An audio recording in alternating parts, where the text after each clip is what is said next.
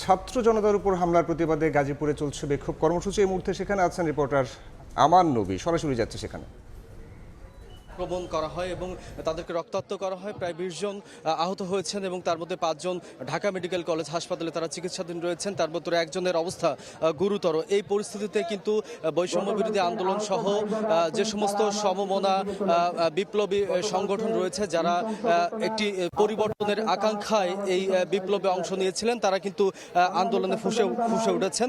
তারই প্রেক্ষিতে আজ সকাল থেকেই কিন্তু গাজীপুরের এই রাজবাড়ী মাঠ সংলগ্ন, যেটি জেলা প্রশাসক কার্যালয়ের ঠিক বিপরীতে, সেখানে কিন্তু তারা কিন্তু জড়ো হয়েছেন। তারা জড়ো হয়ে কিন্তু বিভিন্ন সময় তারা বক্তব্য রেখেছেন, মিছিল করেছেন। এই বক্তব্যে বৈষম্য বিরোধী ছাত্র আন্দোলনের সদস্য সচিব আরিফ সোহেল কিন্তু এখানে এসেছেন। তিনি বক্তব্য রেখেছেন। বক্তব্যে তিনি বলেছেন ফ্যাসিবাদ মুক্ত করা হবে এই গাজীপুরের মাটিকে।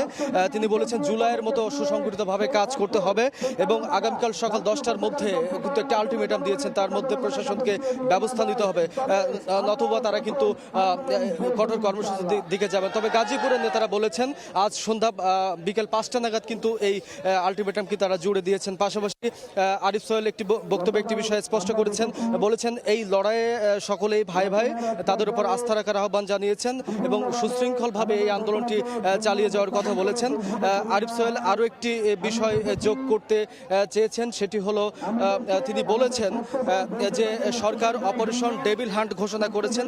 সেই অপারেশন ডেভিল হান্টের মাধ্যমে ফ্যাসিবাদ বিরোধী ছাত্র জনতাকে কিন্তু তিনি সুসংগঠিত করার কথা বলেছেন। তিনি বলেছেন সেখান থেকে তার মাধ্যমে কিন্তু এখানে আরিফ সোহেল আছেন। আরিফ সোহেল প্লিজ আপনার কাছে একটু জানতে চাই ঠিক কি ধরনের কর্মসূচি আপনারা দিয়েছেন?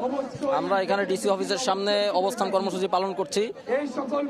আমরা আমাদের দাবি খুব স্পষ্ট। গতকালকে আওয়ামী ফ্যাসিবাদী দোসর যারা ছাত্র জনতার উপরে ন্যাক্কারজনক হামলা চালিয়েছে, তাদেরকে চিহ্নিত করে গ্রেপ্তার করতে হবে, বিচারের মুখোমুখি করতে হবে এবং গাজীপুরে আওয়ামী লীগের যত অবৈধ সম্পদ আছে তাদের সাথে সংশ্লিষ্ট যারা মানুষকে শোষণ করে অত্যাচার করে এই সকল সম্পদ তারা তৈরি করেছেন, সেগুলো রাষ্ট্রীয়ভাবে বাজেয়াপ্ত করতে হবে। থ্যাংক ইউ, ধন্যবাদ। আরিফ সোহেল যেমনটা বলছিলেন আগামীকালকের মধ্যে তারা যে আলটিমেটামটা দিয়েছেন, সেই আলটিমেটামটি মেনে না নিলে তারা কিন্তু কঠোর কর্মসূচির দিকে যাবেন। এই ছিল আমার কাছে গাজীপুর ডিসি অফিসের সামনে থেকে সবশেষ। ছাত্র জনতার উপর হামলার প্রতিবাদে গাজীপুরে বিক্ষোভ সমাবেশ চলছে, সেখান থেকে সরাসরি যুক্ত ছিলেন আমাদের রিপোর্ট